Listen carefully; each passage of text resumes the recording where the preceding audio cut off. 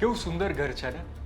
તમે જ્યારે આવી મોંઘા ઘરવાળી મોટા ઘરવાળી સોસાયટીઓમાંથી પસાર થતા હશો ત્યારે મનમાં વિચારતા હશો ને કે આ ઘરમાં જે રહે છે તે કેટલા સુખી હશે. પણ શું સાચું એવું હોય છે? આજે આવા જ એક મોટા ઘરની અંદરની વાત કહેવી છે. શું એવું થઈ શકે કે એક વૃદ્ધ જેની ઉંમર 85 વર્ષ છે અને એક બીજી વૃદ્ધા જેમની ઉંમર 74 વર્ષની છે, તેમને હેરાન કરવામાં આવે છે તેમની જ ઘરની વહુ દ્વારા, તેમના જ ઘરની આ વહુની જે દીકરીઓ છે એટલે કે તેમની પૌત્રીઓ દ્વારા. એ વૃદ્ધ જ્યારે હિંચકા પર બેઠા હોય ત્યારે જોર જોરથી તેમને હિંચકો નાખવામાં આવે કે જેથી તેમને ચક્કર આવવા લાગે. અને આ વૃદ્ધા જ્યારે રસોડામાં જાય તો ત્યાં તેલ અને પાણી ઢોળી દેવામાં આવે કે જેથી તેનો પગ લપસી જાય. આવી ઘટના બની છે અને આવા આરોપ લગાડ્યા છે ઘરના જ વૃદ્ધાએ એટલે કે પુષ્પાબેન અને પ્રવીણભાઈ જેમનું નામ છે, જેમણે ફરિયાદ કરી છે પોતાના જ દીકરાની વહુ અને તેમની પૌત્રીઓ ઉપર. પણ કેમ આવું કર્યું છે, શું કામ આખી ઘટના બની છે તેની ઉપર વિસ્તારથી વાત કરું તો રાજકોટના કાલાવડ રોડ પર આવેલી આ સોસાયટી લગભગ 1.5 થી 2 કરોડનો આ બંગલો છે. આ બંગલાની અંદર આ બે માલિકો એટલે કે પ્રવીણચંદ્ર જોશી રહે છે, તેમના પત્ની રહે છે, તેમનો એક નાનો દીકરો રવિ છે તે રહે છે અને તેમની સાથે રહે છે તેમના એક દીકરા જે 2024માં ગુજરી ગયા હતા, તેમના પત્ની અને તેમના 2 સંતાનો એટલે કે તેમની 2 બાળકીઓ. હવે થાય છે એવું કે આ પ્રવીણભાઈના જે મોટા દીકરા છે તેમના ગુજરી જવા બાદ 2 વર્ષ થયા છે હજી આ ઘટનાને, અને આ 2 વર્ષમાં આ વૃદ્ધ અને વૃદ્ધાને ખૂબ વધારે માનસિક ત્રાસ આપવામાં આવે છે, શારીરિક ત્રાસ આપવામાં આવે છે, પરેશાન કરવામાં આવે છે એટલા માટે કે જેનાથી આ લોકોને છૂટા કરી દેવામાં આવે અને તેમને સંપત્તિ મળે. આવો આરોપ લગાડ્યો છે ખુદ ઘરના મોભીએ. અને ત્યારબાદ હવે વધારેમાં સાંભળીએ ઘરના મોભી પ્રવીણભાઈ પાસેથી અને તેમના પત્ની પાસેથી કે આખી ઘટનામાં થાય છે શું. એ બે છોકરીઓ ને એની મા સિવાય અમને કોઈ હેરાન કરવા આવ્યું નથી. પણ બીવરાણી એવી બતાડે છે કે અમારે સર્કલ આજુબાજુ આવું છે ને તેવું છે, ગમે એમ છે ને ત્રાસ આપે છે. મારું કહેવાનું કેવા ત્રાસ આપે છે?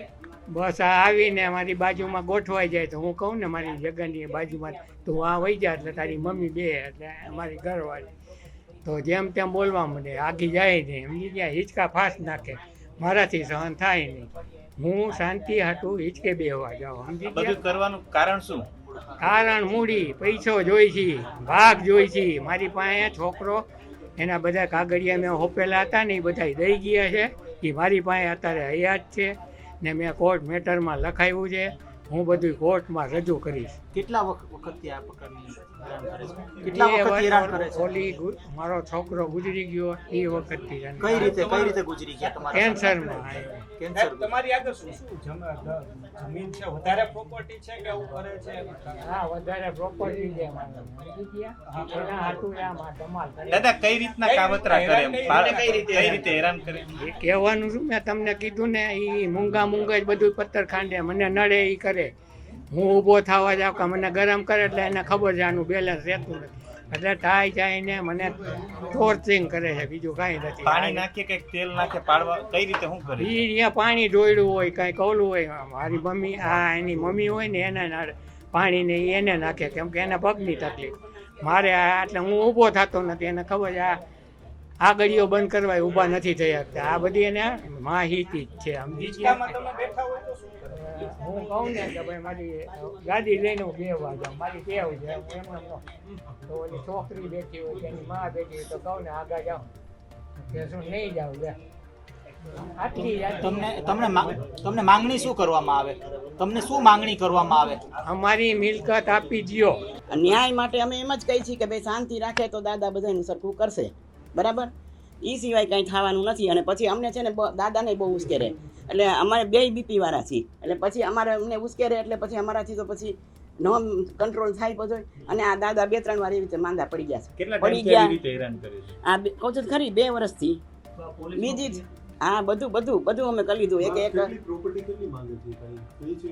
એને આ હોય એમાંથી જે હોય એમાંથી ભાગ ગયો એમ જે હોય છે. હવે એ દાદા જીવે છે એને કરવું છે એમ કરશે દાદા, બાકી તો કઈ જડ દઈને કઈ થાય નહીં એમ. તમે તાત્કાલિક તમને કેવી બીક લાગે છે બંને? હા, બસ એમ બીક લાગે કે અમને ભાઈ આમાં કઈક થઈ જશે તો હવે આમને આખો દી બીકમાં અમે જીવી છીએ.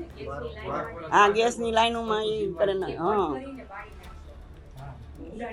શું કરે ગેસની લાઈનમાં? આ ગેસની લાઈને બંધ કરી છે અમે, કારણ કે પાડોશમાં છે ને અહીંયા બધું રસોઈયું આન તેન કરી જતા હતા, એટલે પછી અમે બંધ કરી દીધી. તો કે અમે ઓલું ઉડાડી દેશું ને આમ કરશું ને એવું કંઈ કરે, એટલે પછી એ બધું કરી જાય. અને પછી આ બીજું શું આવે મને પાછું ભૂલી જવું હતું, મારે યાદ શક્તિ નથી મારે ભાઈ.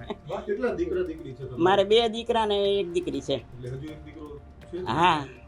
આ બંને નિવેદનો સાંભળ્યા બાદ તમને આખો મામલો સમજાઈ ગયો હશે કે સંપત્તિ માટે કઈ રીતે તેમને પરેશાન કરવામાં આવે છે, પીડા આપવામાં આવે છે, અને ત્યારબાદ આ બંને વૃદ્ધો છે તેમની માગ છે શું. અને આપણે અહીં આ એક પક્ષ સાંભળ્યો છે. હજી સુધી જેમની ઉપર આરોપ છે તેમણે પોતાના પક્ષમાં કંઈ કહ્યું નથી, એ 2 બાળકીઓએ પણ કંઈ કહ્યું નથી. સામાન્ય રીતે આવું થતું હોય ત્યારે આપણને વિશ્વાસ ન આવે કે શું ગુજરાતી પરિવારમાં જ્યાં વડીલોને આટલું માન સન્માન આપવામાં આવે છે ત્યાં આવું થતું હોય છે ખરા? કોઈ પોતાના દાદા સાથે આવું કરી શકે ખરા? કોઈક નાનકડી બાળકીઓ જે સગીર વયની છે તેઓ આવું કરી શકે ખરા? અને સંપત્તિ માટે આની કરતાં પણ વધારે ખરાબ રીતે વર્તાવ કરતા આપણે પણ જોયા છે. એટલે બંને હકીકતોને ધ્યાનમાં રાખીને જોવું રહ્યું કે હવે આગળ અહીં પોલીસ કંઈક પગલાં ભરે છે કે કેમ, આ વૃદ્ધને જે પરેશાન કરવામાં આવે છે ત્યાં તેમનો કઈ રીતે ઉકેલ આવે છે. પરંતુ આ એક ઘટના બતાડી કે મોટા ઘરની અંદર આવી રીતે આવા સંપત્તિને લઈને આવા કજિયાઓ પણ થતા હોય છે. એટલે કે વડવાઓ કહી ગયા હતા કે કોઈનું બંગલો જોઈને આપણી ઝૂંપડી ન તોડવી જોઈએ, અથવા તો એ વાત અહીં સાબિત થતી હોય તેવી લાગે છે. આ મામલે તમારું શું કહેવું છે કોમેન્ટમાં જરૂર જણાવજો. જોતા રહો ગુજરાત તકને. આ મામલે કોમેન્ટ જરૂર કરજો અને અમને સબસ્ક્રાઈબ કરજો. ધન્યવાદ.